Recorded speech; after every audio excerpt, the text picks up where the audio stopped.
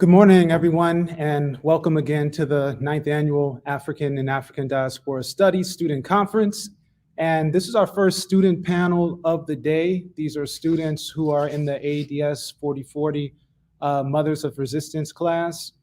And in this particular section of the conference, you're going to see several papers of students or presentations based on African and African Diaspora Studies in dialogue with motherhood studies. And there are several books that each group will present to you, and particularly these themes connect with lessons that are historical in nature, lessons that are literary in nature or theoretical in nature, and last but not least, lessons that are in dialogue with the current experience of students here at Kennesaw State who are parents, who are mothers, and what they can gain from this dialogue. So we also are very pleased to have Dr. Anna Malaika Tubbs online with us as well. Good morning. We're so grateful to have you join us today. And I know that the students are also very excited that you're here with them. It's my honor. I'm so excited to hear everyone speak. Thank you. So the order of the panel will be the first presentation that's based on your book, Dr. Tubbs, Listening to Moms, Black Mothers at KSU and Lessons Learned from the Three Mothers. And then the second order will, after your informal remarks on that book, will be From Beyonce to Jada, The Transgressive Politics of Black Moms in Popular Culture. And then the last presentation will be Karen's in Charge, The Racial Politics of Mothering Then and Now. So, okay. So again, thank you for joining us. And with no further ado, I'm going to ask for the first group to please take the platform. I'm cheering over here.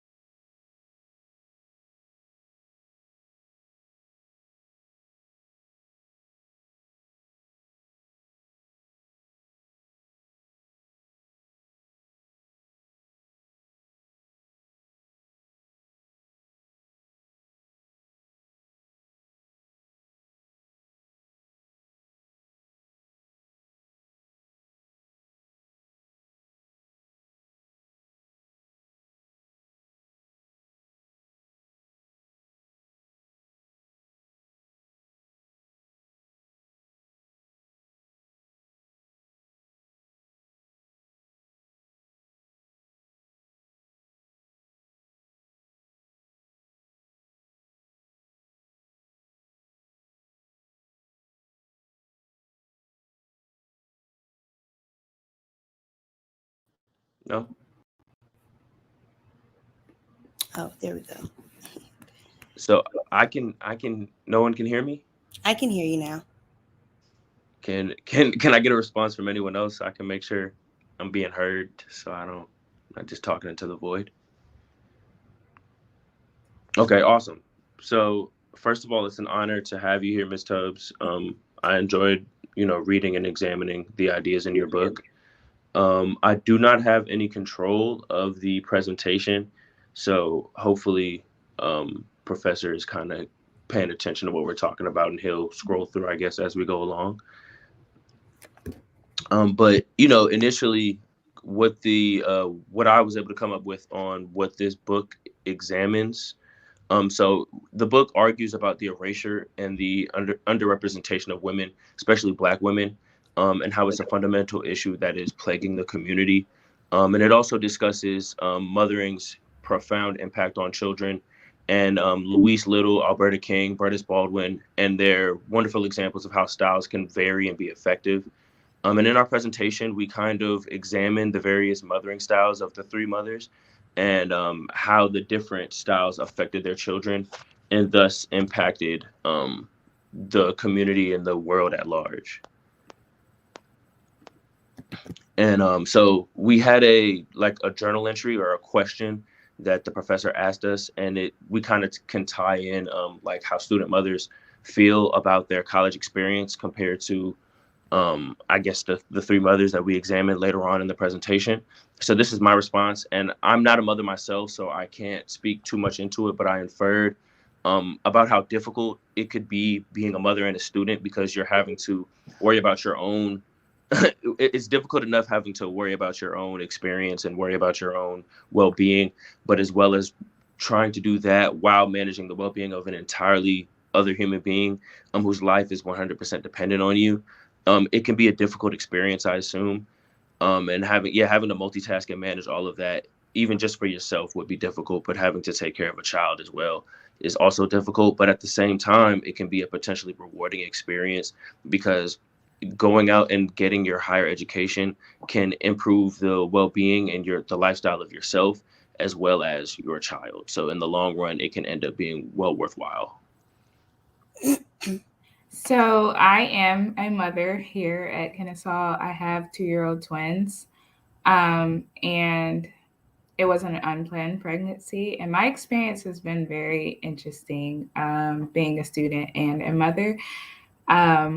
I feel like oftentimes I had to like just stand up for myself, do what I had to do. I've been told by professors like maybe you shouldn't be in school right now, or like just them not being willing to help me or have compassion.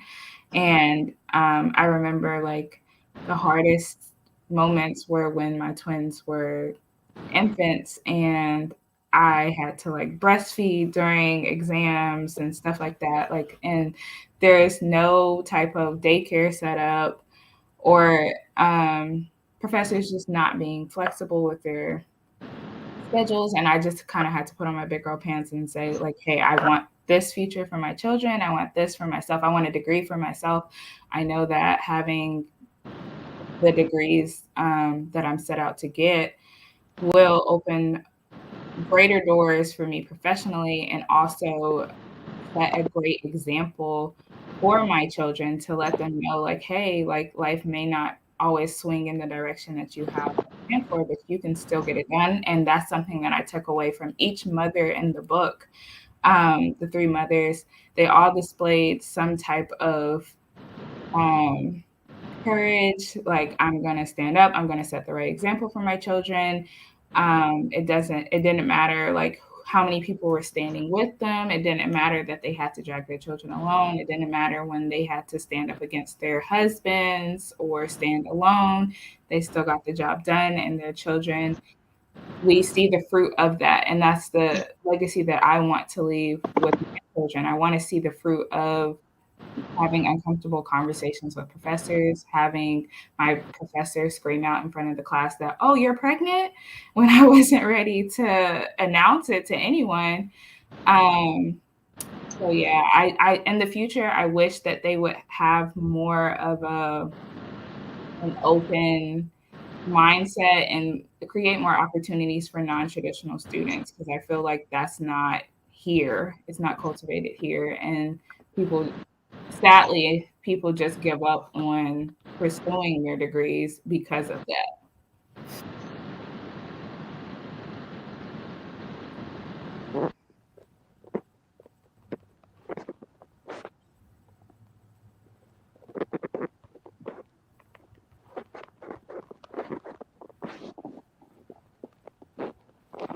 Hello, can you guys hear me good? Mm-hmm. You can? Okay, so I'm not a mother at KSU, but I can't imagine how it feels to just be in college, any college. My nephew's mom is in college, so my response was kind of surrounded by statistics and also personal experience. So especially when you see a Black woman, and when you use Yahnah, if I'm saying it right, as an example, you're more often to be alone and to go through debt or drop out or not be able to finish. And there's also stereotypes surrounding that, and not just with Black mothers, but mothers in general. And I've often seen that they have little to no assistance at all, and it's really hard for them to finish. And be okay in the aftermath. It's kind of like how when women get divorced, especially Black women, we're often left with debt or left, poor or under the financial strain of not having to be able to take care of ourselves. So I talked about how we also have to work 10 times as hard as Black women, and you talked about legacy building, Yahnah. So we have to go above and beyond. And another real life example happening now is with Ketanji Brown Jackson, who's the most qualified human being to serve on the highest court of this land. So yeah, I thought about how I had to empathize about what it's like to be in your shoes. And what's interesting is my neighbor, her mother who recently passed away, was a friend of Coretta Scott King. So she has a picture of her, Miss King. So getting her take on that, and the book itself was really interesting because people often think that this was just a lifetime ago when it's really not. My grandmother knows Ruby Bridges, who's still alive. So that's where we're at. Okay, excuse me, but I am not a single mother in college. So what I did was ask someone that I knew closely for her experience because I didn't want to just base it off how I feel because I don't know how it is to be a single mom or a mom in general in college. So she pretty much expressed to me that it's an overwhelming experience, but also a rewarding experience because she's doing something that her parents didn't do for her. So she's building a life for her children and the children that she have after the one that she's with currently. And she also noticed, like with being in school, is that she gets more support from her teachers than the people around her. So she goes through a lot of challenges, but when she emails her teachers and talk to her teachers, that they help her through the process regardless of her situation. But she also had some bad experiences as well. And the biggest takeaway that I took from her being a mother in college is that she was pretty much stating that she had to learn different things while being in school, like time management, being able to go to school and not getting sleep and keeping her energy positive for her children and the people around her. And she also stated that she had to gain patience for the people that are helping her, even though she could be, just because for the simple fact that she's always coming with something. And she said that sometimes can be overbearing because she always have something that she has to deal with on the other hand of other people not dealing with as much as her. So she just pretty much had to gain patience for everything around her when it came to being a college student with children. But overall, the experience is rewarding because she knows she's building a life that she didn't have for her children.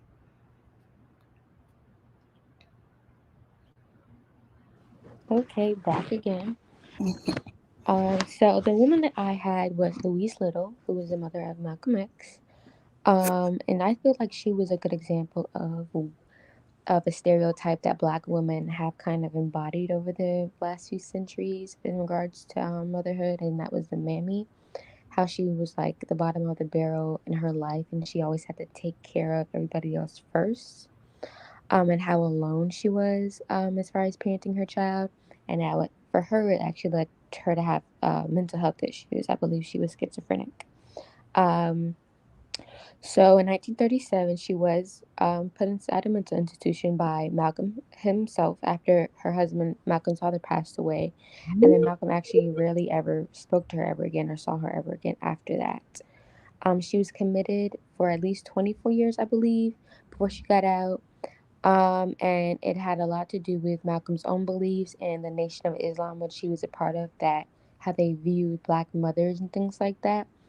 Um, and that Malcolm actually blamed his mother for destroying his family and his childhood and his upbringing. And his father was actually murdered.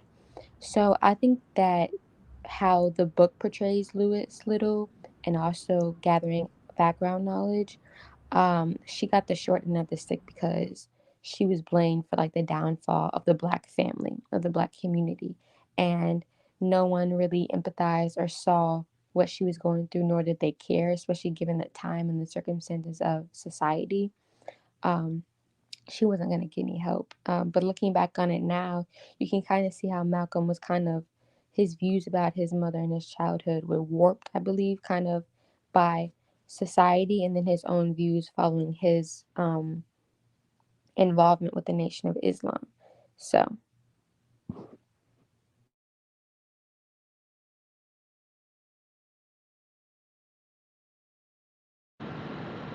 Cameron's not here, so I guess I can go ahead and kind of cover what he discussed about Alberta King.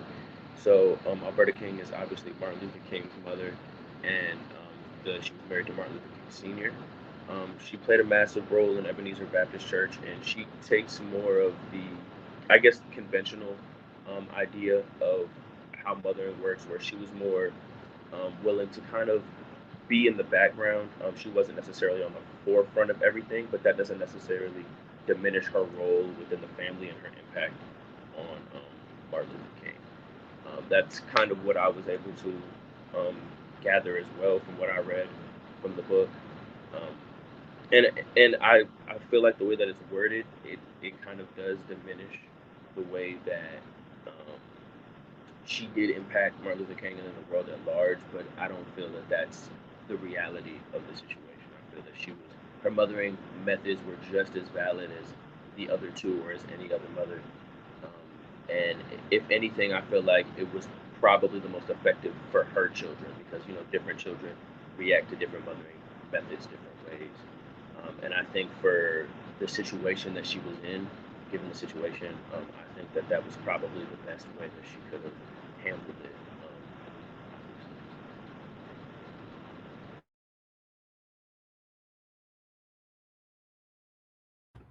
Okay, lastly, I had Berdis Baldwin, which is James Baldwin's mother. And pretty much what I gathered from Berdis is that she is very well known for being a shield for her children. She always made sure that her children wasn't faced with the acts of their father, and if he was trying to be upon them, she would try to make herself the bigger picture in order for them to not get the backlash of whatever he had going on. And then she made me learn that parents or mothers in general will fight the world alone in order to provide their children with the life that they desire, because she made sure that James was able to go out there and have the life that he wanted. And she focused her attention on her children, and she chose to fight anyone in order to relieve them of burdens. And then she also is very selfless, and she demonstrates that when she is raising her children. But that's all I have to say about her. Okay, this slide actually has pictures. I don't know where they are, but an overall conclusion, I feel like the biggest takeaway from this book is that no matter any obstacles parents are faced while raising children in this world, they can always be turned into something positive. And the mothers are displayed in various different ways, but no matter the way you raise your child, it can be still effective. The three mothers all had different methods and personalities, yet it shined through to their children and their children's ideals. And this just defines that there's no one definition of a way to be a mother. So thank you everyone in this panel. And we're going to ask if Dr. Tubbs would just share some of her insight or some of her responses to their reflections on your work. Yeah, that was so special for me. This is the first time I've seen students do this in front of me, and I know students are reading it, but this is the first time I actually got the feedback. So I loved that, and I'm really grateful. Can someone remind me what year are you all in school? It'd be fun to know that. I'm a senior. This is actually my last semester. Same. Yep, same boat.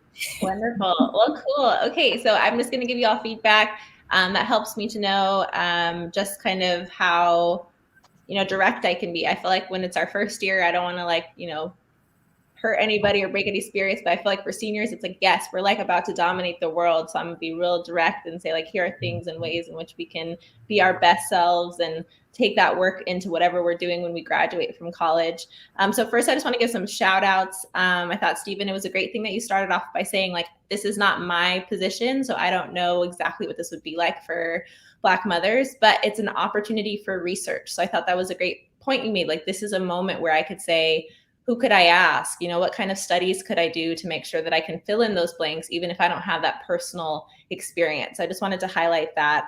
Yahnah, am I saying your name correctly? Beautiful name. I loved how you brought the personal to the project. That is so important to me. And as you all saw in the book, I say a lot about my own personal journey with motherhood and how important it is for us to bring that personal into our work and to not pretend that we're not doing that. Like we have this perspective, and it's important to share that as well. So I loved the story that you told. I think you're incredible, and your children are so blessed to have you as a mother. That is just beautiful.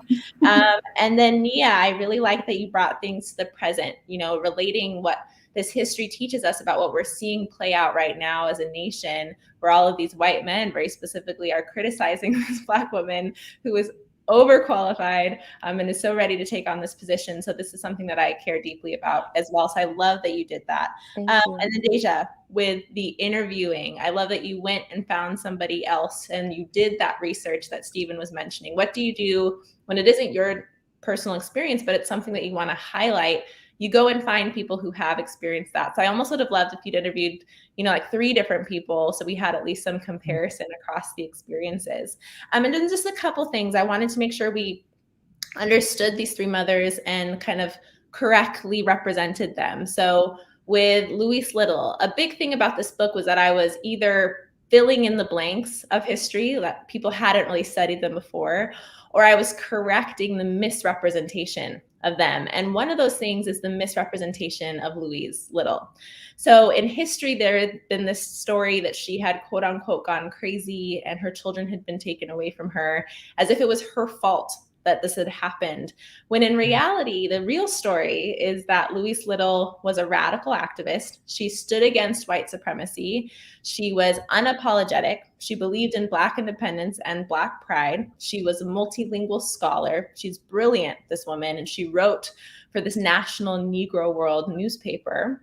But because she was so radical, the KKK was well aware of her and well aware of her husband. So as you mentioned, her husband was murdered.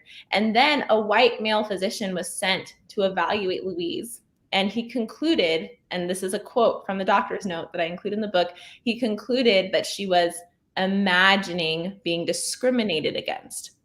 And that was enough to say that she was experiencing dementia, and she was put away against her will for 25 years of her life. So no, she was not schizophrenic, but a white male doctor said that she was imagining things because she was a Black woman who stood up for herself, right? So with the goal of this book being correcting misrepresentation, we want to make sure that we're not then reproducing something that somebody else might have said about Louise. So really important, especially with Black women's stories, that we get these facts correct, that we do not reproduce notions that are trying to categorize us and say that it's our fault that these things have happened, when in reality, it's a part of a larger system. So that's what I would challenge us all to kind of think about, moving beyond what was really incredible information in terms of saying, as women and as Black mothers, we can still make choices so that our children can thrive, despite all of the challenges. That is absolutely correct. But I also want us to then question, as a society, what is happening when we're putting all of that pressure and that burden and responsibility on the shoulders of Black mothers, and we're not questioning the systems that are making these tragedies possible, that are making it difficult. Even Yahnah, you spoke about the fact that professors were saying, why are you here? How are all these different examples of being pushed out as if these systems are not built for us, which they are not, and we want to exclude Black women, we want to erase Black mothers. So that would be my challenge, is how do we move to connect the personal to the larger thing that's happening in society, and how can we question these systems rather than say, well, Black women are continuing to do it and we're going to applaud them for that. What can we do to change systems so that they don't have to keep facing these challenges on their own? So I won't go on and on because the keynote is after this, but that was my feedback. And thank you all so much for reading the book. Yes, thank you. Thank you for those comments, Dr. Tubbs. And we have the audience chiming in also with questions and various comments.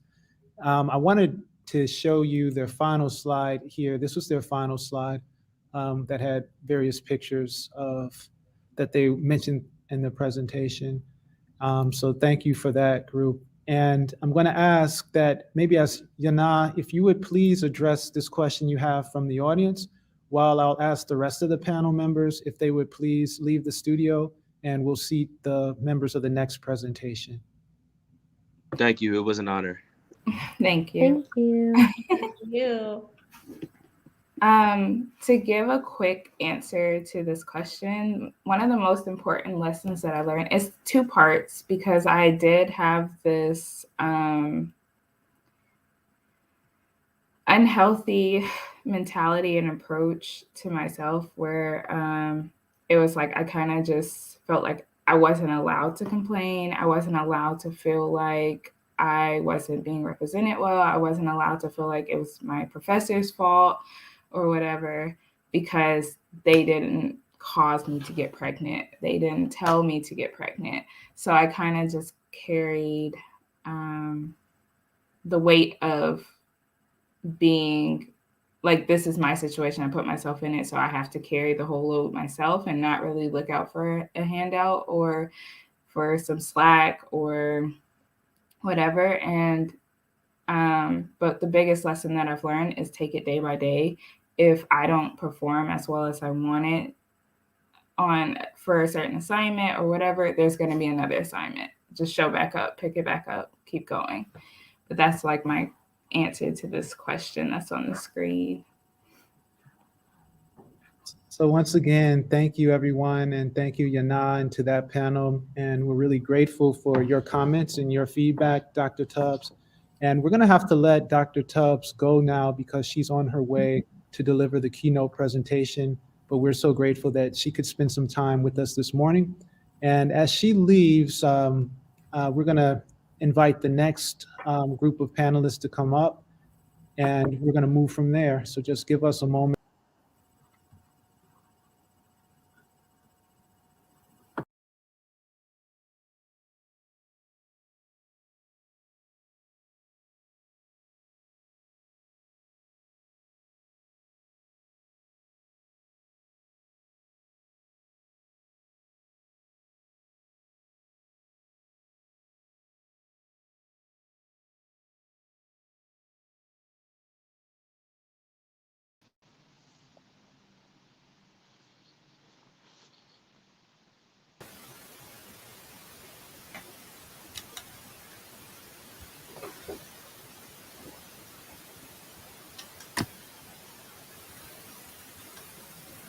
Okay, let's go ahead and get started, please.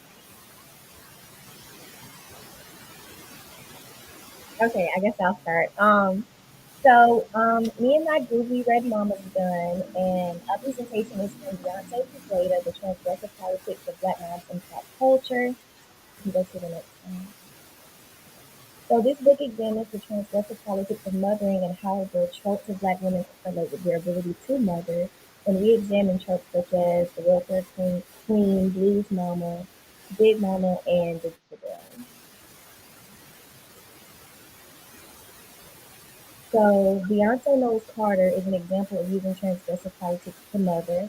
Black women in girls' hair is always expected to be well-tamed and always done and presentable when going out. So when Beyonce had her daughter Blue Ivy, she posted pictures of her with her hair in her natural state. And with Beyonce being this big international superstar, everyone had their opinions about her mothering, saying that her career is too demanding for a child, and her daughter's hair is nappy, hate that word. Why won't she do her hair? Beyonce isn't a good mom. And I believe that Beyonce letting Blue wear her natural hair is a way for her to learn how to love her socially unacceptable hair. Okay, so I did Jada Pinkett Smith, and I believe she's a great example of a Black transgressive mother because of how she's raised her children to like not want to conform to society or seek out society's approval, and she supports their creativity and freedom to dress, act, and just do whatever they feel is right for them. And I say this because Black mothers, they have been conditioned to kind of act a certain way. Like they can be depicted as being strict and like wanting their children to really turn out how they envision them. But Jada seems to have given her children the freedom to walk their own path. And then continuing, Black children are perceived as a threat thanks to white America. So Willow and Jaden Smith continue to shake the table for a break from the societal norms for what it is to be a young, okay,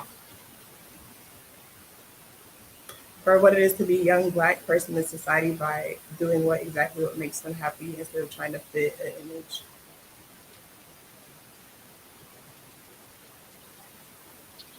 Oh, can everybody hear me? Okay. So I did Michelle Obama, and I believe that she's actually a wonderful example of using transgressive politics and mothering.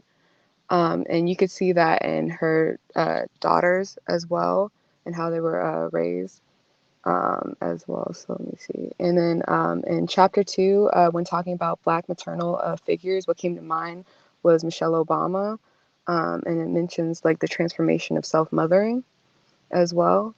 And also I put mom in chief, um, which was a phrase that was used a lot while she was the first lady, just in terms of like putting her motherhood front and center during like the election and just her time while her husband was in the office as well. So she, instead of like she almost like took her mothering role and like kind of put it first instead of, um, being the first lady and making that her role. She took on that mom in chief role, so to speak. Also, here's a direct quote in which I thought was very interesting from her, in which it says, "Motherhood has taught me that most of the time my job is to give them the space to explore and develop into the people they want to be, not who I want them to be or who I wish I was at that age, but who they are," which really speaks volumes in transgressive politics. Okay, so this is a picture of Allyson Felix. She is one of the most decorated track runners that we've ever seen in the United States. So Allyson did get pregnant, and once she got pregnant, it was hard for her to resecure a brand deal with Nike. This led to a lot of public outcry and people just complaining about the injustice that she was facing. So she decided to kind of create her own brand and do her own thing.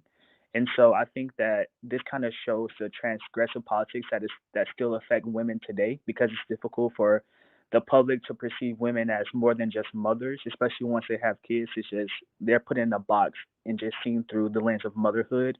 But I think Allyson shows that mothers can be beyond that box and also excel in different areas.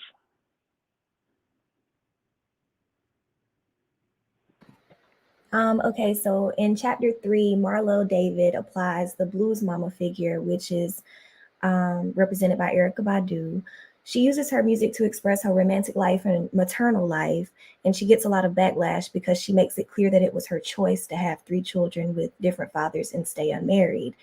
And in correlation to Beyonce, they're both these big musical artists who are very influential in the Black community who make music about their romantic lives and even about being mothers and Black women in America, and as well as having children and allowing them to be themselves freely. And they both encourage their children to love their authentic Blackness. So. Okay, so on this slide, I'm talking about Victoria Triece. There's a story that went viral recently where a mother was banned from volunteering at her child's school because she had an OnlyFans account. The school administrators received an anonymous email containing photos from her OnlyFans account. The administrators called her into the office and basically banned her from volunteering at the school. They said that she couldn't be around kids because of the work that she did. She told that she could only chaperone her own kids. Um, the decision from the school shows how motherhood is still perceived in a very narrow lens. And it's also important to mention that Victoria Triece is a white mother, and with whiteness comes a level of privilege. And so one can only assume the kind of response that a Black mother would have received from the school administrators. I argue that if Victoria Triece was a Black mother, the response would have been much harsher. Black women are also hypersexualized in society and can be reduced to just simply their bodies. For example, in the slide, you can see a picture of Sarah Hartman, who was a woman who was basically put on display and treated kind of like a circus animal, where people like admired her and taunted her because of the way that her body looks. And so black women also have to deal with that, and also the Jezebel stereotype that portrays black women as hypersexual and promiscuous. So in this slide, I had talked about Billy Beede, a character that was from the book Getting Mother's Body by Suzanne Lori Parks, in which just talks about the concept of being a blues woman, which is a transgressive figure. I think that was during the 1920s, I believe. Now, in this story, it just talks about, it follows the story of a 16-year-old, 5-month pregnant, unwedded teen named Billy Beede, who is like on her way to exhume her mother's body. Now, during this time, she's trying to figure out like how she wants to, uh, what she wants to do with her baby, and just like things like that in terms of motherhood. So she talks about being transgressive in terms of like how she wants, like a more transgressive style and how she wants to raise her child. And let me see, she tries to break free of the typical stereotypes by trying to forge her own path in being a mother. Um, and then I think that there are a lot of like similar questions that the character has with, or similar qualities that the character has with Michelle Obama, and believe that they are both share the same ideology behind transgressive politics when it comes to mothering.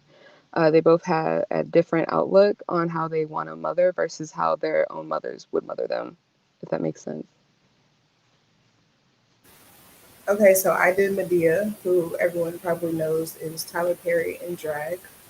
And as Marlo D. David explained within chapter 5 of Mama's Gun, um, the Big Mama figure is a result of the Black community reclaiming the negative stereotype of the mammy and the matriarch trope. And as you guys have probably seen her film, she's like a violent, loud woman that speaks her mind and does what she wants to do, regardless of the consequences. And this characterization is contradictory to like how white people would perceive a Big Mama. She's not overly attentive or loving towards her family, but she treats them how they deserve to be treated. And so she's a Big Mama figure that many people have grown up seeing in their communities, which has made her very relatable because she exhibits characteristics that are relevant to Black life and culture. And in comparison to Jada Pinkett Smith, they both exhibit very different mothering styles, but neither of them can be considered traditional mothers. So, in conclusion, Mama's Gun is a book that highlights the negative stereotypical past of tropes that are used to haunt Black women and the Black community. And the purpose is for us to divert the Black community away from these standards created by the white people. Okay, so I want to thank all of you. We have one question that came from the audience during this presentation. Maybe if you could quickly address Andrew Rainey's question. And as we do that, I'll ask the last group, Karen's in charge, if they would please be prepared behind the platform.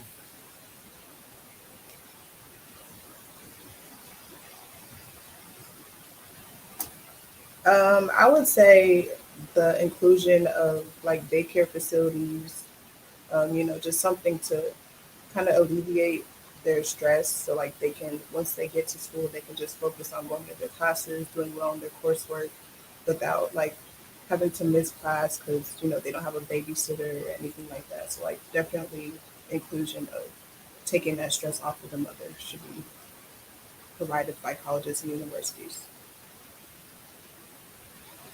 Okay, so thank you. From the audience, you hear an excellent presentation and great job. So I want to thank this group again that was basing their presentation on Mama's Gun by Marlo David. And we're going to invite our last group to take the stage. And just bear with us, it would take a couple of seconds for that transition to happen.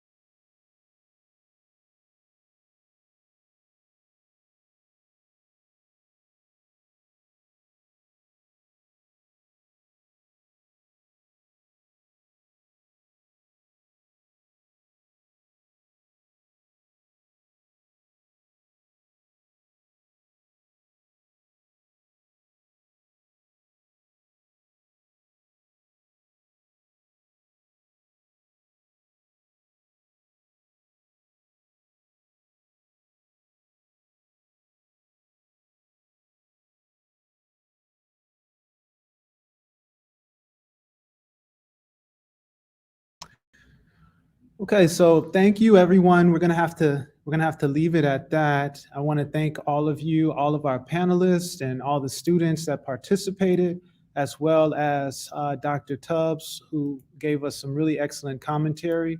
The comments are coming in. Great job, everyone. So I thank all of you for joining. And those of you who are watching this, if you're interested in learning more about these books or more about this subject, we have a variety of these classes addressing this, from the Black woman taught by our faculty in AADS, or African Diaspora Studies, to Black masculinities that is also taught by our faculty in this cohort. So I would encourage you, students and the broader public, to please find out more about us online on our YouTube as well as our Facebook page. And of course, please major in ADS, minor in ADS, and take these classes. So I want to thank you again. I'll be posting a link to a brief survey. I would ask that if you attended this session that you please fill out this survey form to give us a little bit of feedback, so how we can improve going forward. And I would ask that everyone please join us in about 15 minutes or so for the keynote presentation with Dr. Anna Malaika Tubbs. And thank you again. Oh, we got a bingo by the Lady Sheba.